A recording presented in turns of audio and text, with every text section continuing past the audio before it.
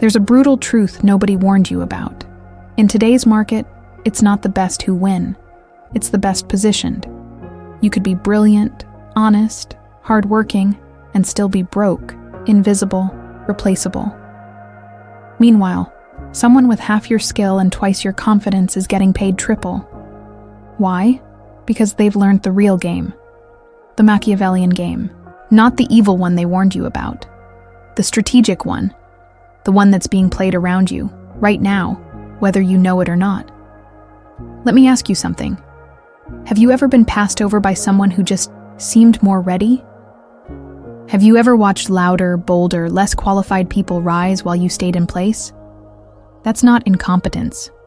That's power dynamics. And if you don't understand how they work, you'll spend your life doing all the right things for all the wrong rewards.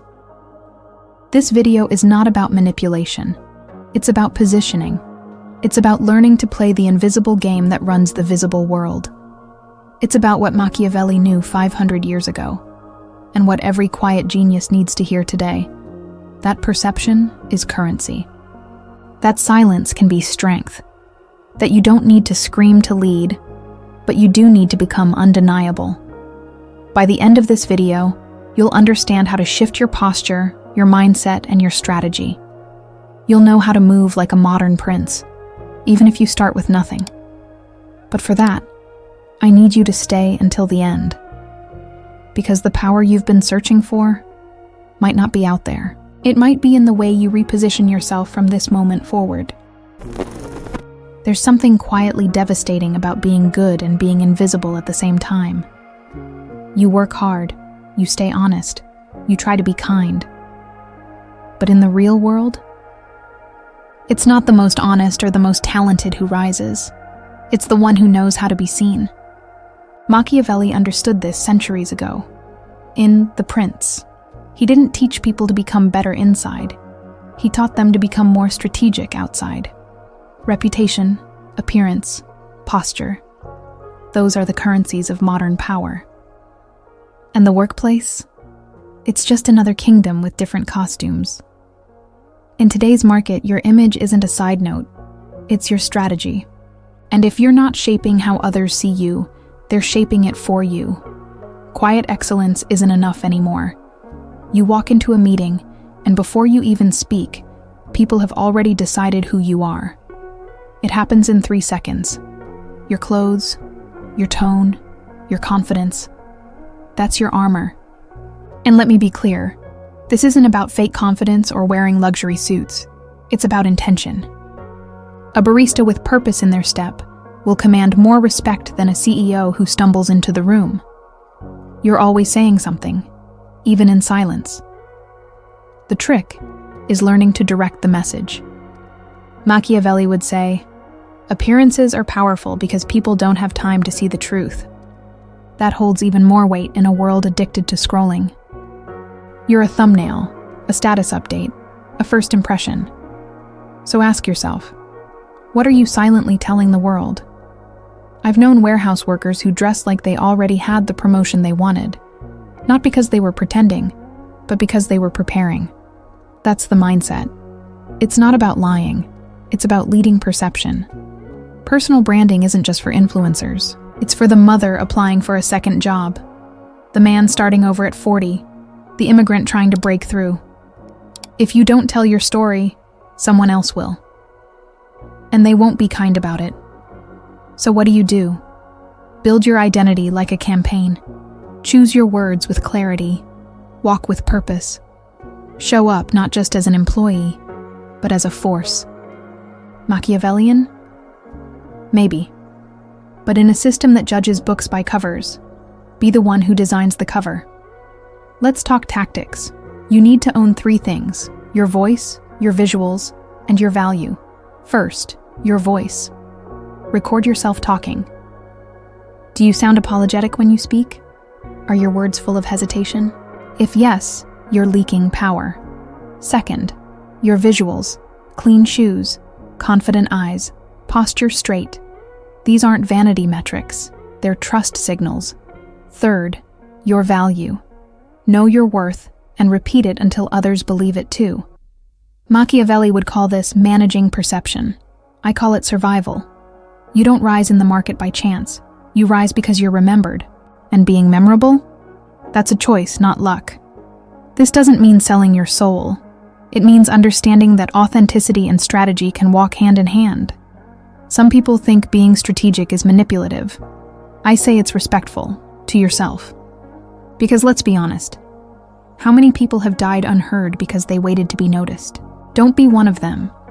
If you're a nurse, don't just be a nurse. Be the best prepared, best communicating, emotionally intelligent problem solver in the building. That's how you position yourself. That's how you stay relevant when layoffs hit. And that's how you build a power that doesn't depend on approval. The world doesn't slow down to discover you. You have to announce yourself, but in your own way. If you're in a system that wasn't built for you, you need strategies that weren't built for the system.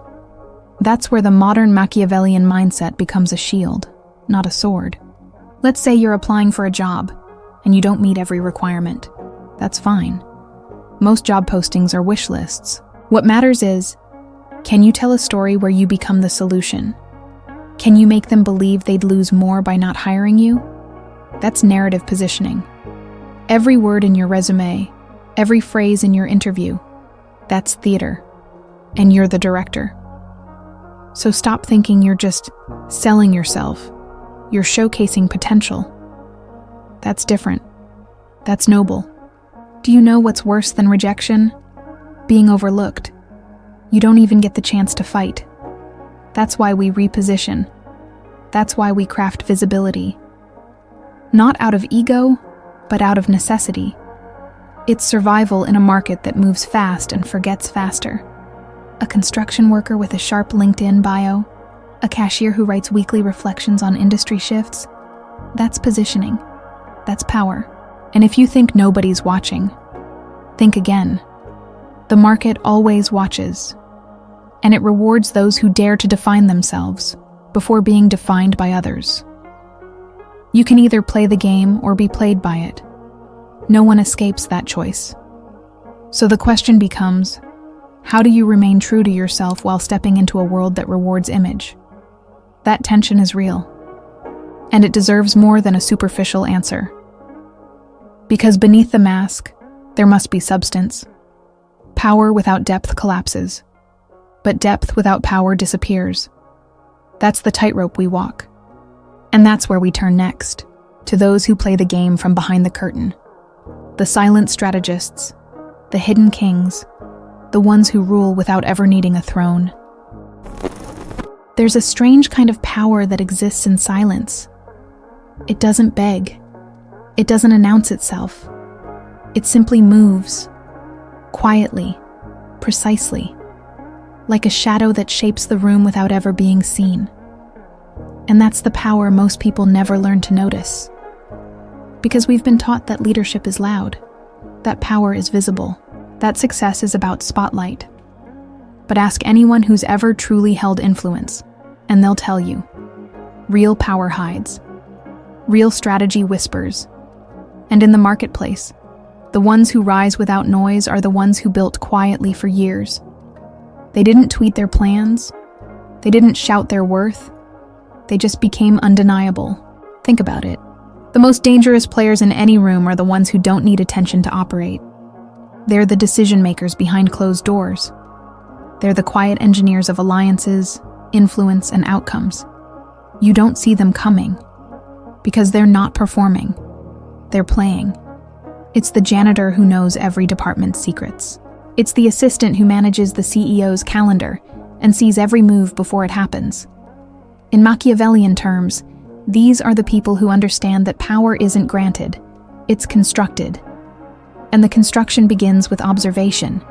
They watch, they learn, and when the moment is right, they act, swiftly, without asking. There's a myth in today's world that to be successful, you have to be loud on social media. That if you're not posting, you're not relevant. But relevance isn't built on noise. It's built on necessity. The invisible strategist becomes valuable because they hold keys others don't even know they need yet. It's not about shouting in the marketplace. It's about listening long enough to know exactly what it lacks. Imagine a mechanic who doesn't advertise but has a 3-month wait list. Why? Because word travels. Quiet excellence has its own gravitational pull, and that pull, over time, becomes power. Sustainable, unshakable power. You don't need to win every argument. You just need to know which ones matter, and that's where the invisible game starts. It's played not on stage, but backstage. Not in presentations, but in positioning. Machiavelli warned, if you expose too much, you become vulnerable. If you reveal your full hand, you give others the blueprint to destroy you. That's why the wise protect their moves. They operate like chess players, not gamblers. And if you're trying to build something in your life, a business, a new role, a better future, start thinking like that. Every step doesn't need applause. Some of your greatest growth should be invisible. Here's a practical shift you can make. Stop over-explaining yourself. Not everyone needs to know your next move. In fact, the more mysterious you are, the more others start filling in the blanks, usually in your favor. Ever noticed how people become more curious about someone who says less? That's power. That's leverage. You're no longer chasing recognition, you're drawing it in. One way to implement this. Next time you're in a meeting, speak only when it adds real value. Don't just speak to be seen. Speak to shift the room. Speak to redirect attention, not steal it. This is not silence out of fear. This is silence built from strength. This invisible game isn't about manipulation. It's about intention. It's about deciding what deserves your energy. It's about conserving influence for the moments that count. In practical terms, it means having boundaries, saying no without apology, investing time in things that compound over time, skills, networks, inner clarity. When others are chasing noise, you're building legacy. And yes, it's lonely sometimes. You'll be misunderstood. You'll be called arrogant, distant. But let them talk. While they're busy talking, you're busy building. Because invisible work always becomes visible when it's ready. Now listen carefully. If you keep exposing your soul to those who don't value it, you'll bleed for free. That's the danger of constant visibility. You think you're connecting, but you're actually draining. Protect your energy like it's your final asset, because it is. And in a world addicted to attention, discretion becomes a form of rebellion, a form of resilience, a form of quiet warriorship that doesn't seek to be crowned, it seeks to endure. The invisible game is not for the faint-hearted, but those who master it. They don't just survive, they shape the room without ever needing to speak. And if you're wondering how to gain such power without power, if you're tired of giving your best and still being overlooked, then maybe it's time we talk about something deeper, something even more transformative than perception or discretion, something that can't be taken from you, something that begins the moment you stop begging to be chosen and start becoming indispensable. Some people walk into a room and change the energy. Others walk in and beg for attention. The difference? One has built quiet power. The other is still chasing permission. And in a world that rewards usefulness over noise, the real question isn't, how do I get noticed? It's, how do I become impossible to replace? Machiavelli said it best. A ruler must be feared or loved, but above all, they must not be ignored. In today's market, your greatest weapon is your ability to solve problems no one else even sees coming. You don't need a crown. You need value, and the courage to offer it without needing applause. Let's be blunt. Nobody's going to hand you significance. You earn it by becoming a solution. That means developing what I call quiet leverage, the rare skill of doing work so impactful, so specific, so vital, that people feel anxious when you're not around. Think of the cook who knows every supplier by name, the freelance editor who meets deadlines with surgical precision, the young tech who fixes what managers don't even understand. They don't need to scream for recognition. Their absence would say everything. That's the power of indispensability. You're not chasing compliments, you're building dependence. Here's something no one tells you. The people who get paid the most aren't always the best. They're the most necessary. That's a painful truth, especially for those working hard every day just to stay afloat. But once you understand it, you can flip the game. Start asking, where do I become a bottleneck of value? Not in a way that creates chaos if you leave, but in a way that elevates everyone because you stayed. It's about skill stacking. It's about knowing the job better than your boss does. Read books like So Good They Can't Ignore You by Cal Newport. Learn one new tool a month. Start solving problems no one asked you to solve, but that everyone's secretly hoping someone will. But let's not romanticize it. It's not easy, especially when you're tired, underpaid, and carrying 3 people's responsibilities. That's why I say, don't wait for motivation. Build systems. If you clean buildings at night, become an expert in commercial sanitation logistics. If you manage deliveries, master route efficiency and customer service psychology. This is not about loving your job. It's about loving your leverage. Your ability to make yourself harder and harder to replace. That's what gets remembered in crisis. That's what opens doors when budgets get slashed. Because in the end, companies don't keep the loudest. They keep the most critical. Being indispensable doesn't mean being used. It means knowing when to walk, because your value travels with you. People confuse loyalty with silence. But real power is when you could walk away, and everyone knows it. That's not arrogance. That's earned respect. If your boss can't afford to lose you, you negotiate differently. You sleep differently.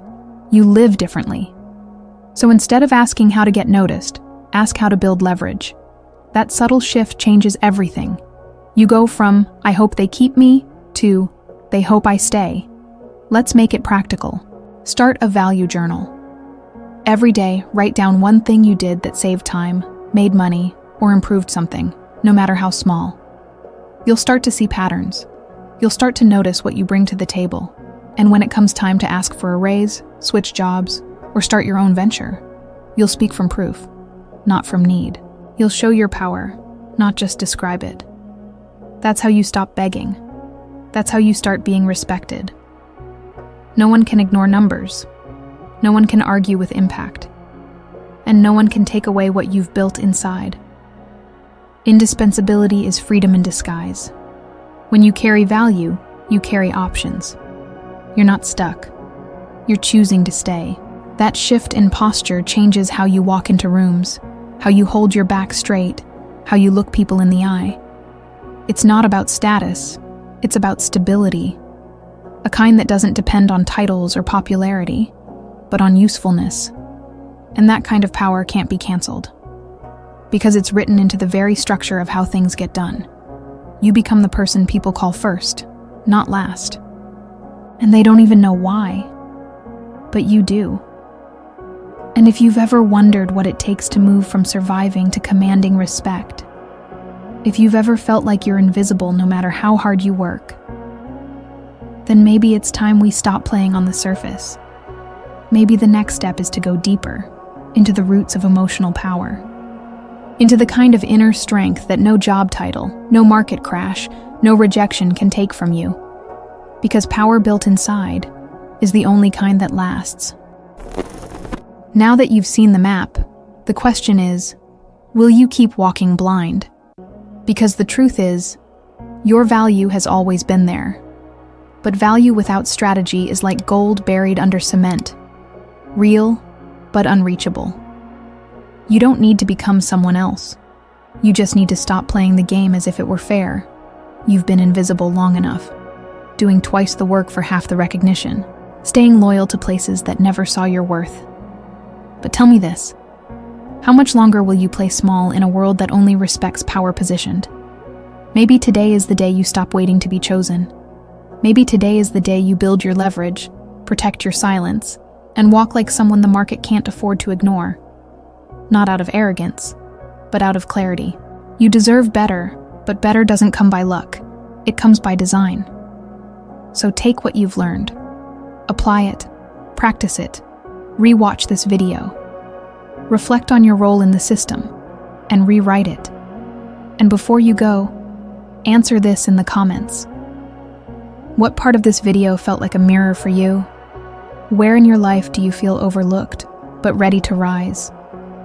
If this message hit you deep, subscribe to the channel, activate notifications, and stay close. Because this is just the beginning of learning how to play the game without losing your soul.